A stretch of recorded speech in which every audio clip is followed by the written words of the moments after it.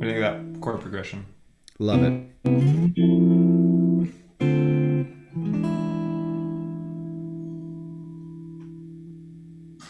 It's perfect.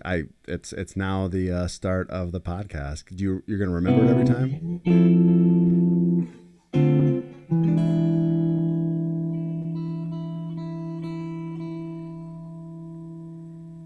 It really sets the mood of how rocky we're gonna be in this podcast. Just going at it. All right, so number one, via the 7,000 other ones that we've done, that we've released and edited half of them, and the other half that we didn't release and edit, and number one live. Yeah, number one live, Number one live. first live. You can't go back again unless we delete this, which, via how many frames I just dropped, we might have to, but I'm kidding. We've only dropped 5%, which isn't bad, and the number is slowly going down. So we were going to take the day and talk through maybe a little bit of Lamech, what we do, why we do. Be interesting to hear what both of our perspectives is on that.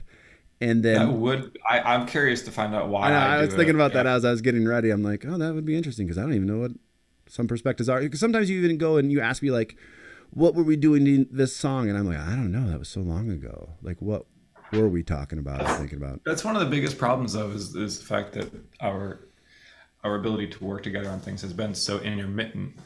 Yeah. Is that things they sit in storage for too long, and then we kind of lose the idea, and we need to like every time we have a song that's around too long, we got to go back to it with a different idea, a different feeling, different emotion, Yeah. because we have to use the present one. We can't use the past one anymore. Yeah. Well, I think that's, I mean, really the reason why we're starting to do these, though, is to force ourselves into that regular, like, hey, what are we working on? What are we trying to produce? What are we recording on? And again, something I thought about as I was prepping for this is like, we often hear like a finished album, like Kings of Leon's new one, and we go, oh my God, I love this. But what was the process behind it? And, Right. and, I think sometimes that's an embarrassing thing to show too, because like I'll admit, like I'm not actually, if you've watched any of our videos, you'll know I'm not that great. I'm a wannabe musician and working towards it. I won't say hard, but I feel like we all had this idea though that bands would sit in a room and play and jam and magic just comes out, and it does to a degree, but it comes out after weeks and weeks of trial and jamming and Well, I've working got on a my song. my couple favorite stories about that. You got yours Yeah. too. But mine Wait, we're both gonna do one. You do one first.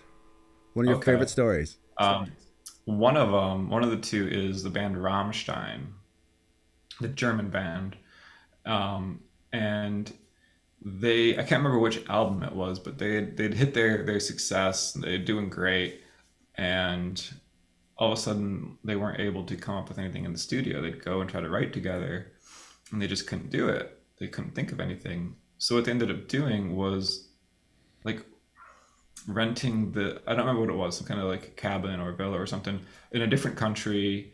I think it was near water or something like that, just like with a beautiful view, Mm-hmm. kind of nature. And they went and they all stayed there together and got inspired again and knocked out an album. But they had hit like a hard wall where they were trying to do their usual routine, going to the studio, working together, and they just nothing. They were just like I think empty. sometimes you do just need to change scenery. I love that idea though about like I've been in this barn for like 2 years now, and I can only imagine like being in the mountains.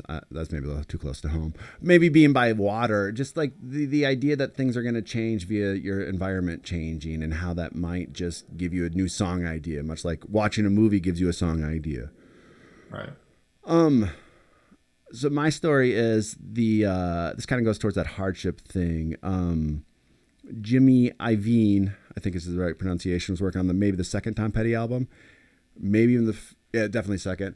And he really wasn't a producer, and so he was just like he didn't think a take was good until the vocals were good on it, which Mm-hmm. means the whole band had to play these songs hundreds of times. Wow. Those hundreds of times made them a good band. It's Right. that kind of thing that, you hear often, like bands go and play a live event and they're not as good as their album. Well, I mean, by forcing yourself to play a song 100 times until the singer nailed it as well.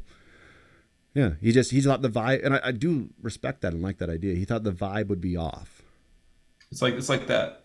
that mistaken his understanding of how the recording process typically worked actually worked towards to the benefit of Tom Petty in 100%. the Heartbreak. Yeah. Yeah, that's So, cool, and that lines up with something that Jay from Hurt, the band Hurt, he told me. He was saying how he really likes Tom Petty because when they play live, it's how it's supposed to sound. yeah, Like that's exactly what it's supposed to sound like, and that's so hard to achieve as a band. 100%. I think that's the goal. That's the epitome to reach for that kind of stuff. So, I don't know. Let's talk about the formation of Lamech quick a minute, and then we'll get into Lonely Lover. Kind of like Yeah, back and fast yeah. forward. Let's do it. Uh, So you actually have a longer history with Lamech than I do, because you formed it, and then I accidentally fell into it. yeah. So why don't you start? Well, I think it goes back to always wanting to write my own music and be the front man or the main songwriter. And in the past, being a guitarist in a band, not being a very good singer, not being a very good musician, but wanting to do that, it's always been implanted in my head. And for some reason I came up with Lamech because it means the guy in French. And I remember being in the basement at my old studio and going like, there's this girl that spoke French, and I go, what does this mean? She goes, the guy. And I'm like, that's so awesome. I love that. That's just the coolest term. Lamech. It's very simple.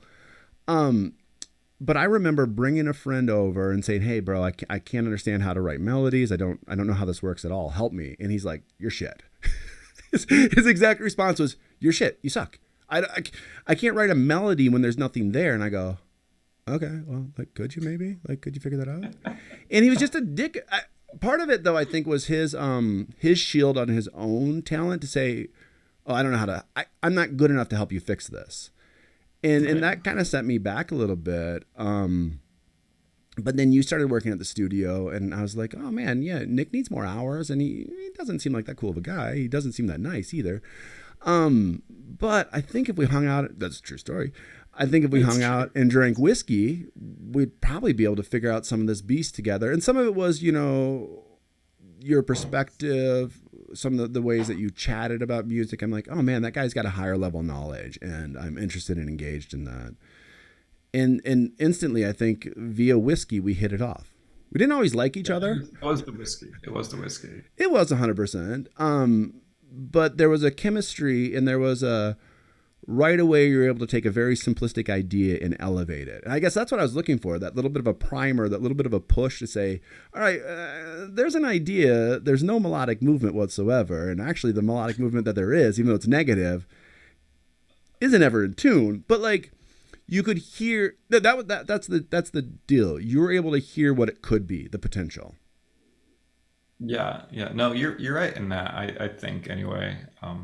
It rings true to me that you'd come up with an idea and it was this mumbled jumbled mess, but there was a concept in it. There Hmm. was an idea in it, and I was able to hear that and be like, yeah, okay, I see what you're shooting for.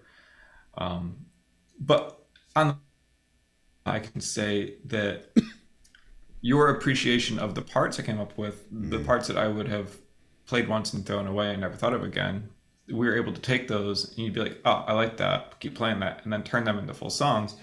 And as a demonstration, we have for our first song we wrote together, it was just this simple little, Yeah.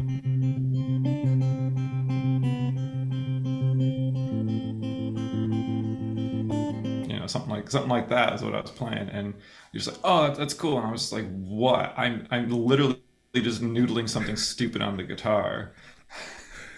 But yeah, that is very interesting though how you hear that and you're like, that's it, that's something, and then the exploratoriness of like, what is that something and what could it be? And I think that's one of the most difficult parts about songwriting, right? And I think sometimes we lose our way. I mean, we've only released a handful, and there's links below for both our Apple Music and our Spotify, by the way, shameless plug. Um, it kind of goes. We're gonna ramble a little bit, but kind of goes back to practice of like, why are we songwriting? Why are we practicing? I want to understand all instruments better, but I really would love to be a great songwriter. Hmm. Those are the things that I'd really, at the end of my day would like to have on my gravestone. Middling Yeah, musician, songwriter. that's where we actually align, quite surprisingly. is even though I've spent quite a lot of time trying to be a decent guitarist and become a good musician, my my my true desire is to get better at writing, just writing in general, but in this Mm, case, songwriting. That's the skill I want to elevate. Where I feel like the guitar for me is more a tool to yeah. apply to that, not the end goal. Right? Like where I'm at skill wise in guitar, I'm not a virtuoso, but it's enough to say what I want to say. And so now what I want to work on is saying that. Yeah. And learning, yeah, yeah, learning how to say it, how to convey an emotion, how to bring somebody to a movement.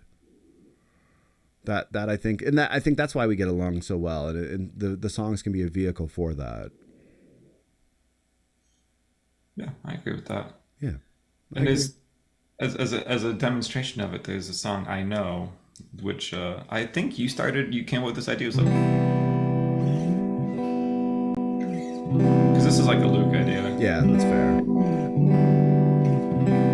Um, but there's a moment in that song when it's leading into the outro solo, the ending solo, where there's this build, and it's such a successfully emotional moment. Like when I Mm, listen back to that song, I can feel the tension building at yeah, that point. I'm just like, how did we do that? That's really cool. I'm glad we did. I don't know what the elements were that made yeah. that, but it really does. And then that solo hits, and it's like there it is. That's that release. It's like all this tension was building this whole time, and now we have it.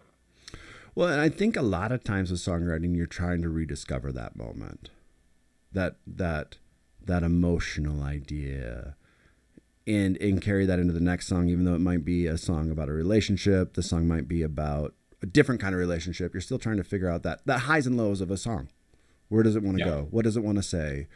Um, the idea of a song as a vehicle for that expression, which is weird because like both of us are not very emotive as people. I guess I'm actually decently emotive. Your face right there is pretty much what we get. But I'm not emotive in a way that like 100 people can know me and only five really know me, right? That kind of yeah, where I think songs can be this great way to share a different piece of yourself. I remember dating a girl back in high school, and that's not just me bragging. Um, Pretty impressive. But I wrote a song and I played it for her. She goes, "Why are your songs so fucking sad all the time?" Because I like to joke and I like to mess around and she's just like, your songs don't show that at all. And partly because the laughy jokey part's a little bit of a mask that I wear versus the singer songwriter's like, well, yeah, I have these thoughts, even though I'm going to make, dirty jokes and whatnot. yeah. I still have thoughts, Nick. You still think. I still think I've thought before. So, I have a good one. When I was in music school and I had a songwriting class, the first song I wrote for it, and this ties into exactly what you were just saying about why your song's so sad all the time. First song I wrote was like this kind of goofy yeah. sounding,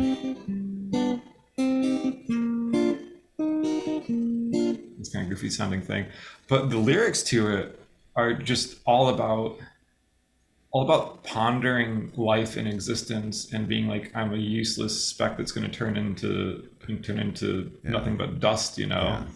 And it's got three sections where it goes from like birth to middle life to death, and and that really gave me reputation throughout the whole school when I performed Wait, on that. a suicide watch?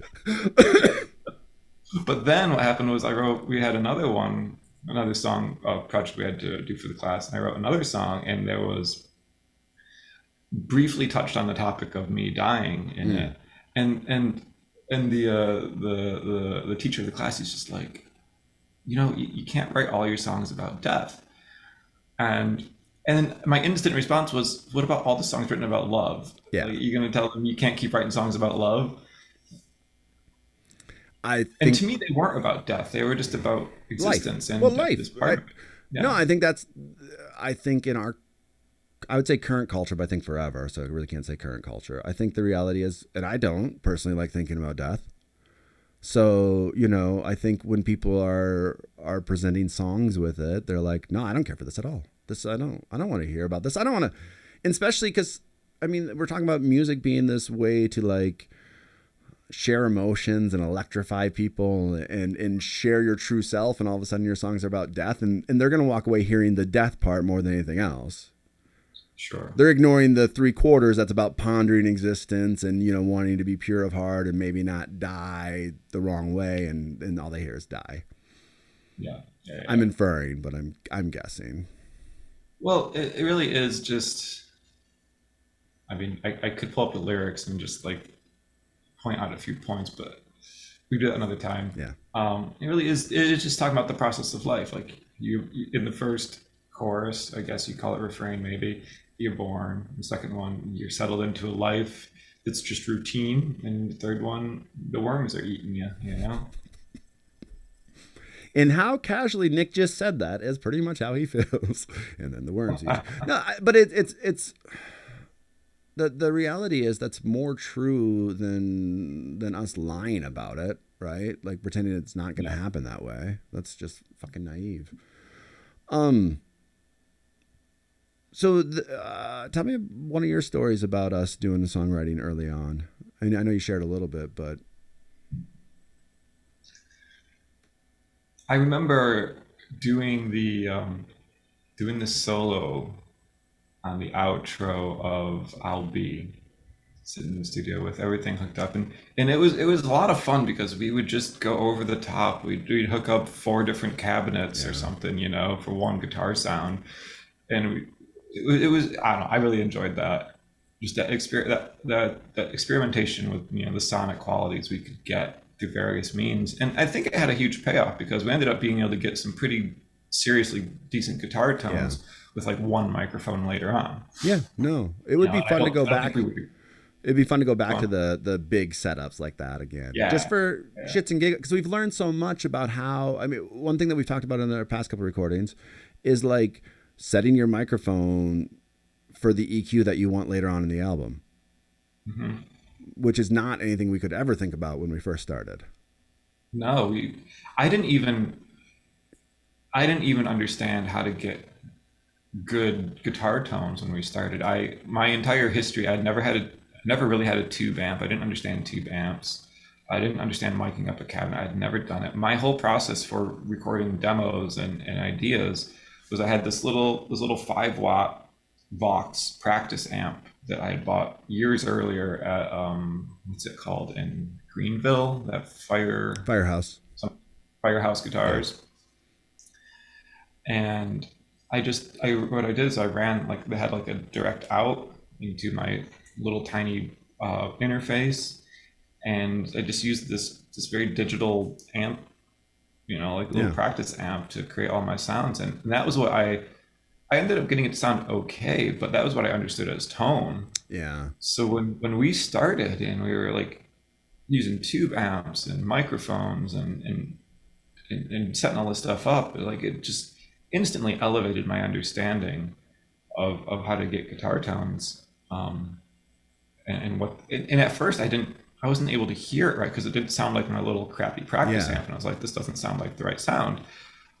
So I even had to learn to appreciate it, which is kind of funny. No, I mean it's what you know and what you do, and again, I think though you having that probably lower quality sound and having to work it over and over again to make it good allows you now when you do plug into your tube amp and right and set things up, it doesn't take you as long because you've already stepped on this shittier process, right? And all of a sudden you're like, oh, this is like half the time we now go record, we just put a microphone in there, we get lucky, and we're done. Yeah. Maybe move it once. Our big thing is when we were like, oh, it needs more air, and we move the microphone Yeah. back. That's our number one. The the biggest problem we have, the one that I'm not yet satisfied with, is I don't particularly enjoy our gainy guitar sounds, like Mm, our crunchier guitar sounds. yeah, We do really nice clean tones, I feel like, but when we start getting the gain, we're missing something. it's not quite there yet. Okay. Yeah, we need to figure that one out more yet. Well, we'll have to study that. Um, cool. Well, I think that's a good history lesson for us to revisit as well. Um, So what's one of your You asked me what one of my early memories was. So Well, what do you a couple that I remember are a great one is a song that we ended up scratching colors is when it was my part to lay down the rhythm guitar part because I had this kind of delay, edgy guitar part. After about 40 minutes, Nick said, "Fuck this shit. I'm going to the couch. Let me know when you're done." Because I mean, like I was such a bad guitarist at the time, and you know, still have some stuff to work on, obviously. That you're just like, I'm done. You had your capacity was like 40 minutes at that point. You're just like, so that one shook though. I think a lot of times it was like, no, I say this to everybody, like find a good person to play with that will pull you up. right? Because consistently you're just like, and I don't know why you're stubborn enough, and that's probably it. Just that's it. You're stubborn enough to be willing to pull me up on some things, because you're very talented. I'm not blowing smoke right now. I'm just saying like, and it might be because of our both our love of the craft. Like we see what these could be. We see the potential. Don't get lost in looking at the future. Stay in the present and fix these things. So, but that was a funny one that I did not feel good afterwards when you left because I was just like, because not only that, I knew it wasn't going to get any better. You know, in 10 minutes, it's not going to get.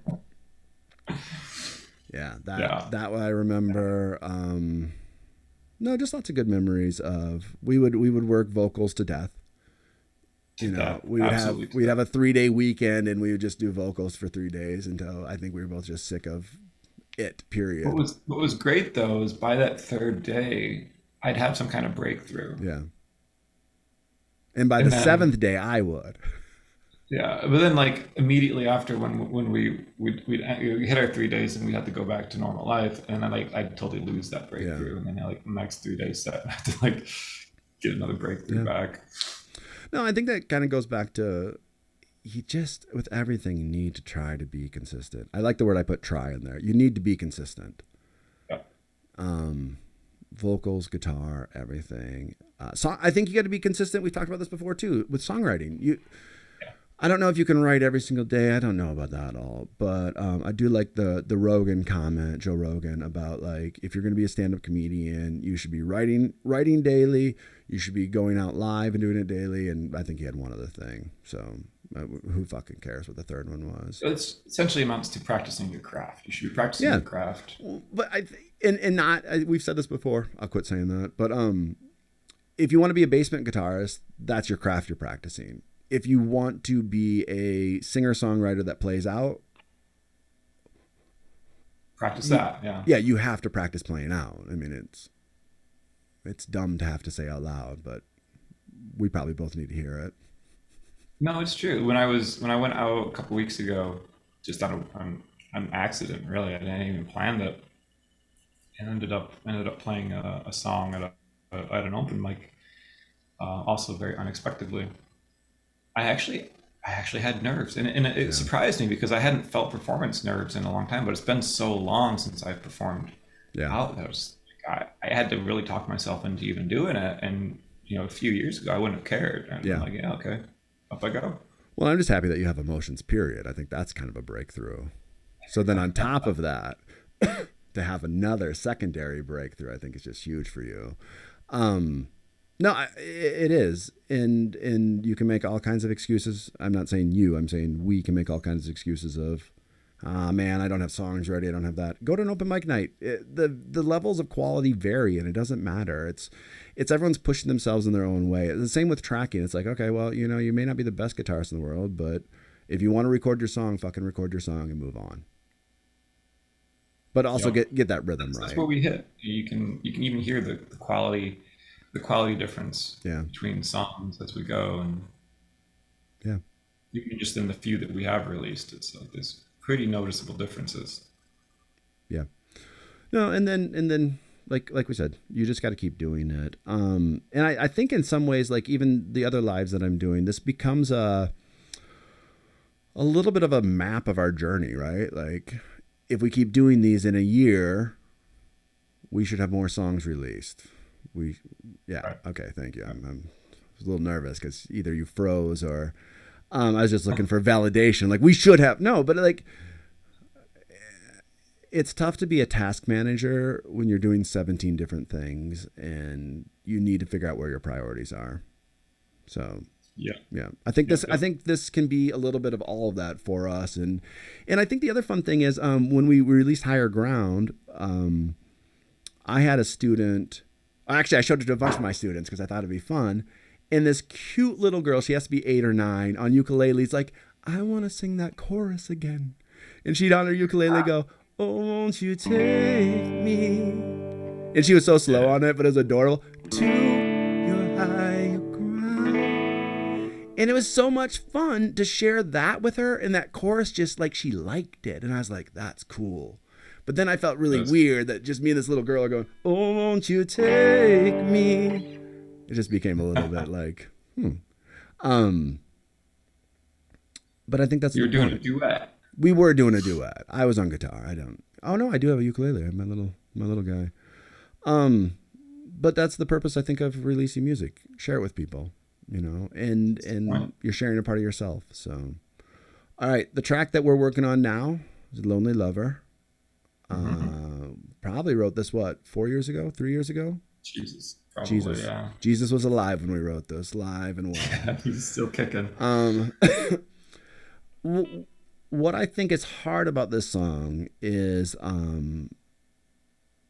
not funk sensibilities, but a Latin groove, right? And there's some Latin groove in the bass guitar and in the harmonic movement. It kind of implies some more Latin feels. Yeah, and then so rhythmically, a lot of like offbeat stuff. It's so interesting too. The song's at 143, but I almost count it as like their 16th notes, so I'd like half time that or double time that. Mm-hmm. Yeah. Yeah. So you feeling like? Yeah, very much so. So really, I mean, I think everything is done except for my rhythm guitar part, which is not uncommon, right? And then vocals. So those are two things. So I sent you I think actually vocals we could. I don't know about you on your end, but on my end, I feel like I could knock those out fairly quick once we get there. Yeah, I think other than I'm rusty and I haven't had a consistent practice routine lately for various reasons, but yeah. But you I think with like a good week of work on it, I could probably at least get the background vocals. Okay. A week makes me nervous. The fact that you even think that. Yes, a week I could start it in a week. We have talked a little bit about some tone emulation, which I think would be fun to do in this one down the road, and via some video stuff as well. What we're trying to go for via the vocalist, the character. So always a character. It's never about us. We don't write songs about us in relationships. So the feedback you've given me on my guitar part, other than tighten it up, watch the riffs is really what you've been telling me. So do you want me to break my guitar part down for you a minute? Yeah, I'll go ahead and teach it to me. You know, and I am by trade a music teacher, and so is Nick, and I hate teaching Nick anything. It just makes me nervous. All right, so I'm playing a G minor chord here, Nick. But I'm playing it as Luke would play it. So there's these three, third fret, and then just that third finger on the 5th fret. Yep. Okay, So I'm going.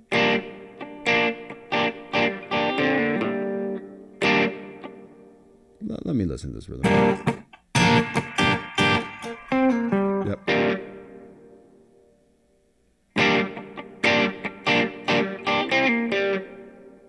Okay.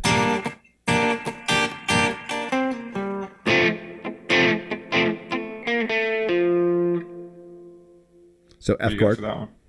I'm going F. Yep. F? Yeah, F major 7, I guess, because that E is actually not coming out, so it's probably just an F. Oh yeah, and then I go. There's a small hammer on, which you don't think you really hear well. Yeah. So 3rd fret, so the B flat to an A to an F. Play it one more time. Yeah, so it's like this. Perfect. And then I play E flat major 7, maybe. Basically, I'm playing the same thing as the G minor, but I'm not playing that 5th fret. Oh yeah. So when I do the bend on that one, instead of doing 2 notes, I only do 1. So.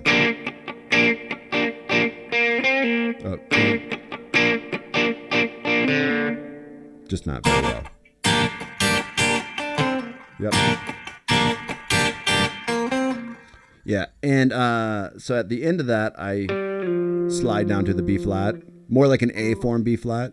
Yep.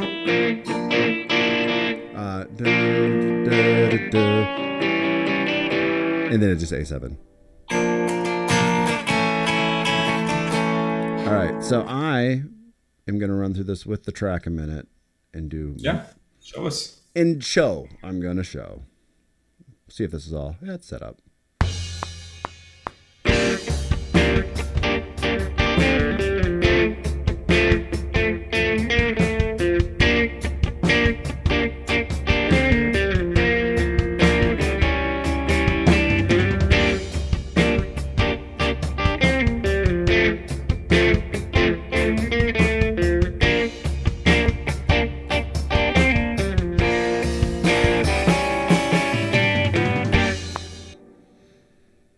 Yeah, I like it. Yeah, little nervous. Not gonna lie, little nervous. And I get. Mike's. No, I'm not gonna make excuses. All right, learn me. Let's see if I can play it through once from memory here.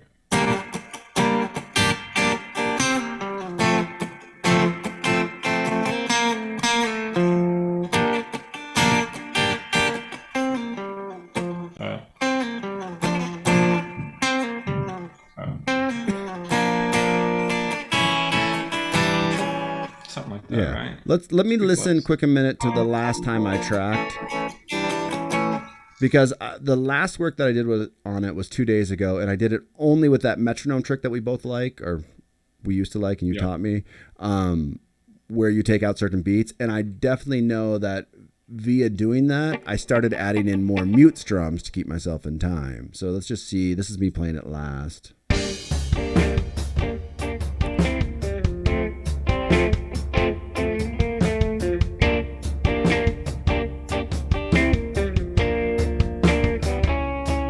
So definitely, I got to take out those mutes.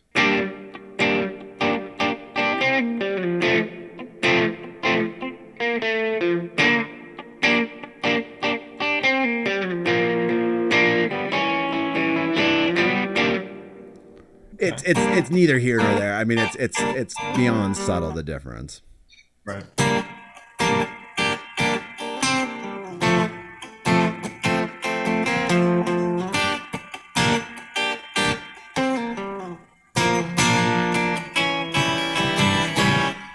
Yeah, I got the idea. Yeah. My reverb's a bit loud, but that's okay.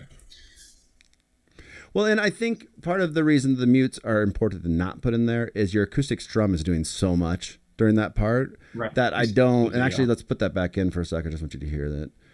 I don't want to take any space away from that. So I think it's important to play the right thing.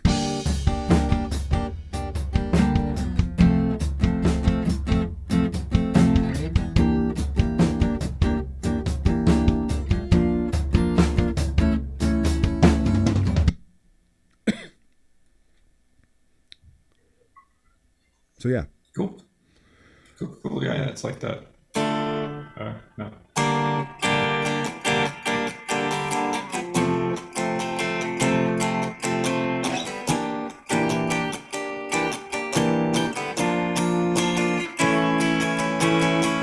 Yeah. And I think this is one of the disservices about how we're tracking right now, just via like space and time, right? I think I'm going to actually end up changing a note or two via your acoustic strum, because I'm not listening to it when I practice. I do sometimes. I turn it on and off. I want to practice with the drums. I want to be as tight as possible with the drums. And if that means like when I put your track in there and I'm like, oh, I don't like how those two notes fit as well together, I might end up changing something. Now, via where I'm at right now, I'm fine doing that.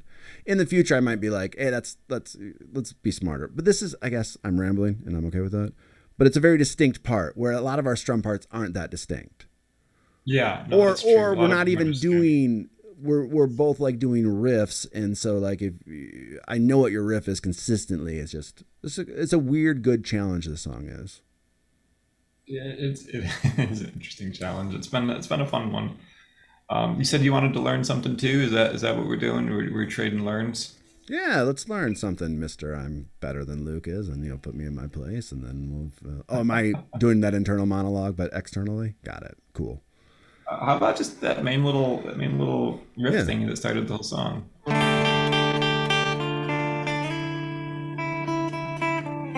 Now I'm We'll just do that. smiling because I already know how to play it, so we don't even have to do this. Oh, nice. Play it for me. I'm lying. I'm doing fuck you. I'm doing that thing where I'm lying. All right. So I saw it was a D. It's a D sus in the beginning. Yeah, what I do is I actually play. I have the full D minor shape like this, Yep. and then I have my pinky down, so I'm ready for that F note. And so Oh. that. Do you get any other strings in that, or is it What's just the? that? Do you just get the first string in after that? Yeah, yeah, Okay. yeah. I do a strum down, and then it's just first string. Good. There you go. Okay. And then it goes, and then the next part is so you do that pull out with your pinky, and then you hit the beat. Okay. Okay. Cool. Yep. So it's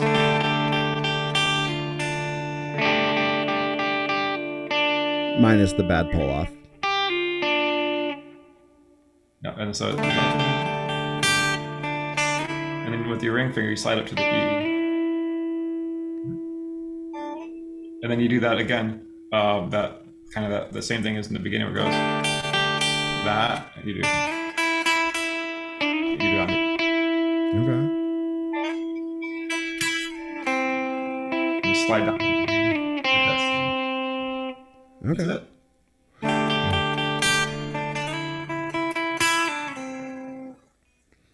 That was really good when you played it.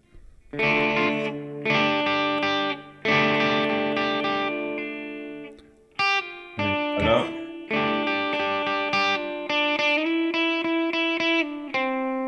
Yeah. Just got to get the notes to ring out nicer. I mean, you have phenomenal hands, and don't take that the wrong way.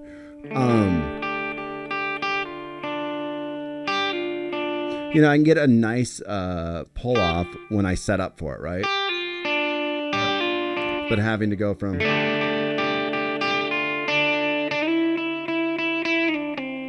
is that last one a pull off or is it?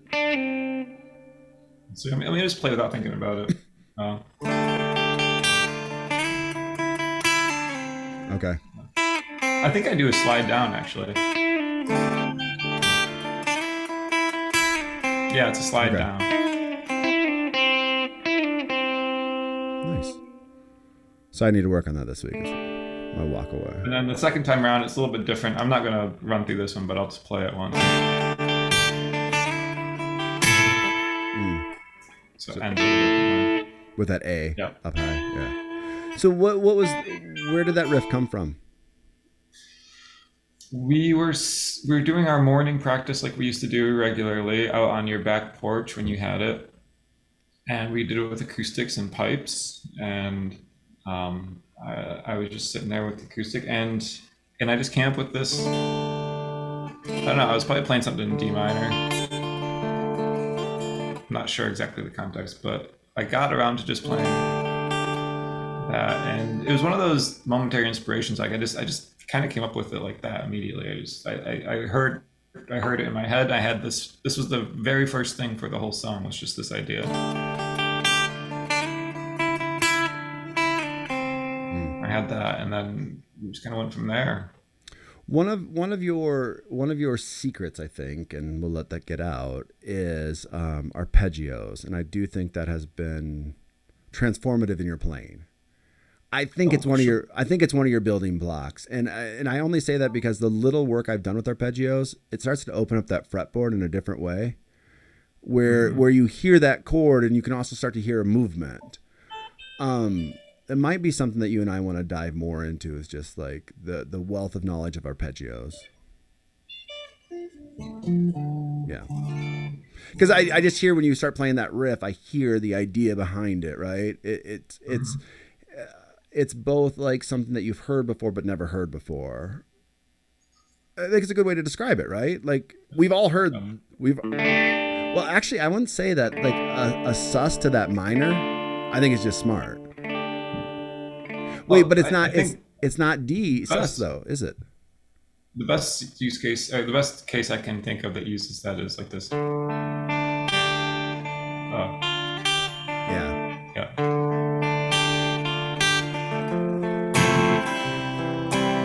Gotcha. Yeah, nice. But it's obviously not that. Yeah. But, yeah. It's another example of it. Yeah. All right. So my excuse right now is that, I'll do this a lot, actually. Let me just be crazy. Nick is used to that.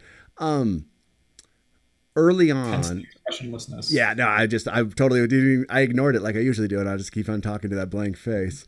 The glasses help too, because it makes you look more dead in the eyes, which is hard to do. I remember early on playing with metronome and struggling so much when we were practicing back together, to the point where it's like, if I didn't have every volume perfect, I couldn't play. I'd be like, I can't hear the metronome. I can't. And now I feel like I'm at a place where it's like, oh, I get it now. You have to hear for the metronome, but you have to hear for where you're at as well. So it doesn't matter if it's not that loud. Yeah. Now my excuse is that the drums aren't loud enough right now, and that's why I can't play. But well, Zach is a soft drummer. He doesn't hit them very hard. Yeah. Well, it might be because I just feel like Logic is always a little quieter than everything else I have, even though it's turned up in the system. Speaking of, no, I notice that with DAWs, they run quieter. Do you? I just feel like it should never be that way, though.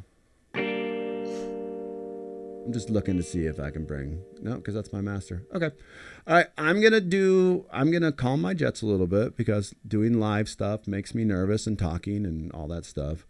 I'm gonna do a couple run throughs and then you're gonna tell me what to fix and work on this.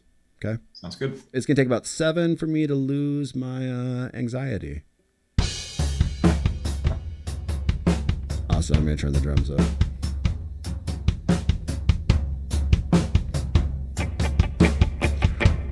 I'm also going to talk to you about how I practice this so you can find flaws in my logic or say, hey, Luke, good job. I value you as a person and you're worthy of being loved. Things you will not hear from me, yeah.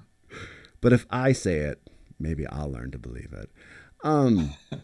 Personal mantras. So what I would do is when I was first working on this, I would sit a lot and go, just remove the chords, right?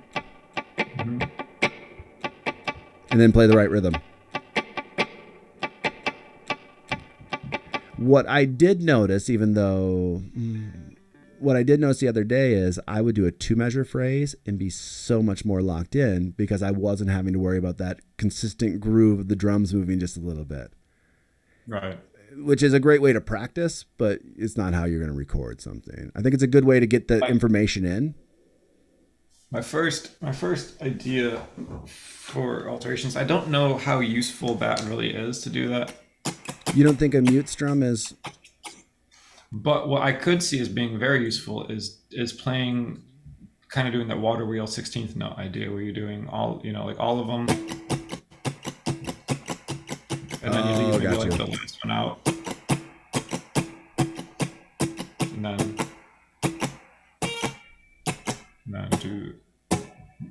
And then reverse it where you're missing the first one.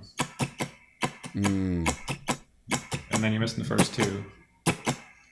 Then you only get in the last one. Why do you? I can see the benefit of it, but I want you to say it, and then I'll see if I'm right. The benefit of it is what you're doing here is you're isolating the various 16th notes and telling your body and your brain kind of like where they're located in the groove. Yep. And that's going to have more beneficial effects faster than doing this mute strum thing. detached from your chords, because ultimately you're kind of practicing two different parts there. There's one with the chords and one with the mutes, and they don't translate perfectly to each other. Whereas if you're doing the mutes like this and you're actually, what your intent is to train your 16th note feel, that's what you're going to be doing with it. So that's my first idea. Okay. So I'm going to do that. I'm only going to put all 16th notes in. Don't think I'm going to be cocky and take shit out of this point, Mr. Groove.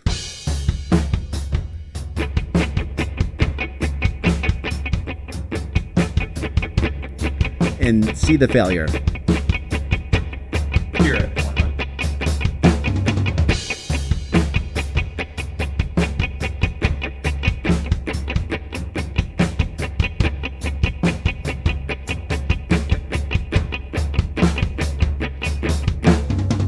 All right, that doesn't make the best.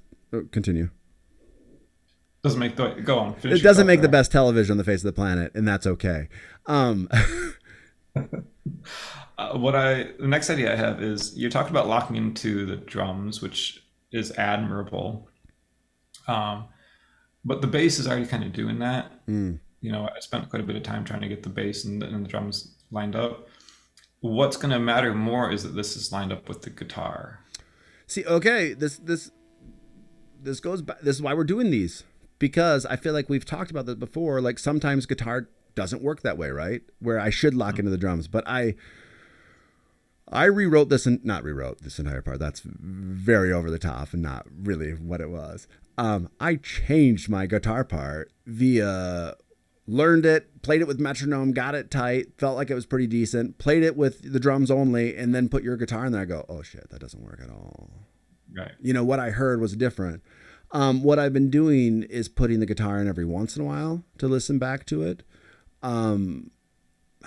So what's your insight on who I should track it with? Should I track it with the drums or should I track it with the acoustic or both? I think you should practice it with the acoustic. Okay.